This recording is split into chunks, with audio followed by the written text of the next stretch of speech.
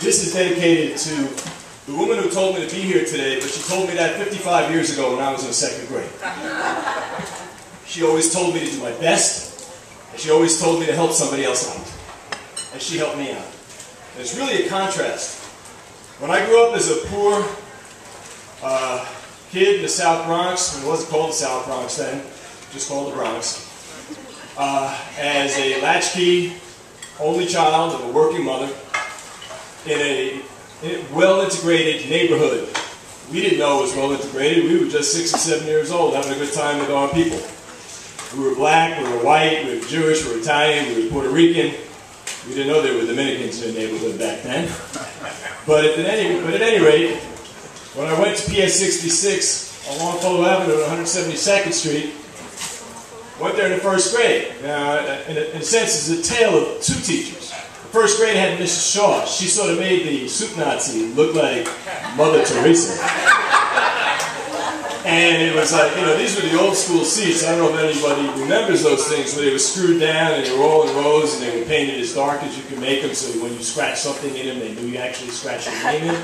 And I would never fit in the seats, and she'd always tell me I would never fit in the seat, even though I was 7 years old.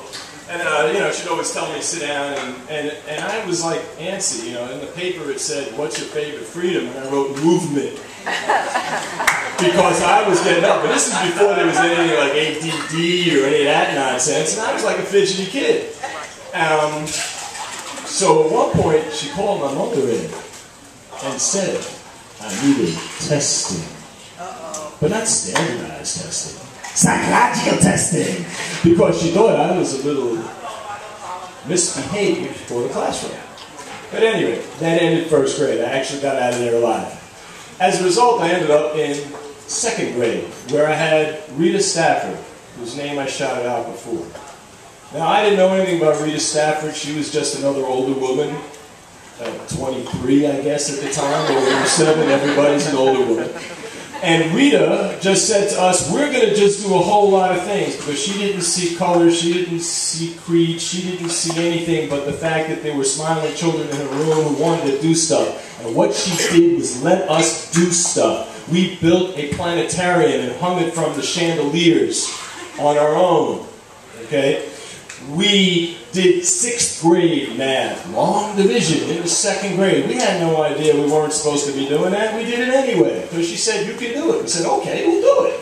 Simple as that. But the most important thing she did for us, I don't know, the thing that lasts the longest in my mind is that it was the year of Little Rock.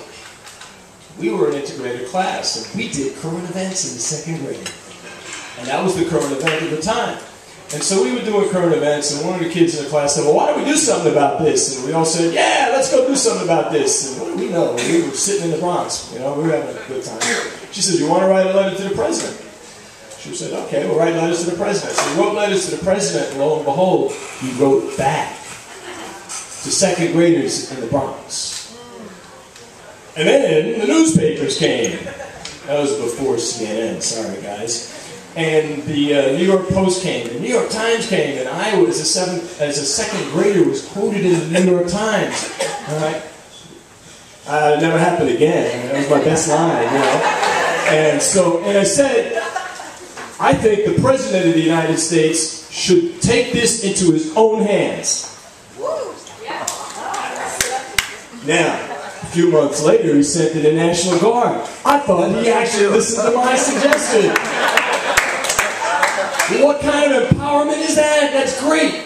Now, we did a whole lot of other things, but we don't have enough time for me to make a list. But what ended up happening is that when we graduated 2nd grade, for the next 10 years, over Christmas time, we met at the local Howard Johnson's by the Bronx Zoo to reminisce, talk, and see how we were all doing until it was the end of senior year in high school, and we all sort of went our own ways. 40 years after 2nd grade was over, we had another reunion up at her house. Now, it turned out that in the interim, she became a very successful professor at St. John's. She married a gentleman by the name of Kenneth Dunn. And together, Rita Stafford Dunn and Kenneth Dunn became the world-renowned experts in learning styles and set up the Learning Styles Institute that is renowned around the world as far away as Australia. And it turned out we were her guinea pigs back in the second grade in the Bronx. So, to end this, 2 years ago she passed away. People came from all over the country, including her second graders. One of them came as far away as Puerto Rico, because that's where she moved after she finished what she was doing in New York. And so the reason I'm here today is because of Rita Stafford Dunn. Thank you.